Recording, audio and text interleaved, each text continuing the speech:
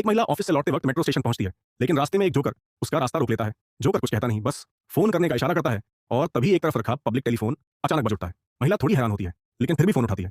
दूसरी तरफ से जोकर उसे धमकी देता है, कहता है कि अगर उसने अभी लाइक, कमेंट, सब्सक्राइब नहीं किया तो उसे नुकसान होगा। महिला हंसती है, मजाक समझकर फोन काट देती है और जाते जाते जोकर पर एक तंज भी कस देती है। लेकिन उसे अंदाजा नहीं होता कि उसका ये छोटा सा मजाक उसे बहुत भारी पड़ने वाला है। जैसे ही वह प्लेटफॉर्म पर ट्रेन का इंतजार करने लगती है, कुछ अजीब होता है। वह पीछे मुड़ती है और वहीं खड़ा है वहीं जोकर।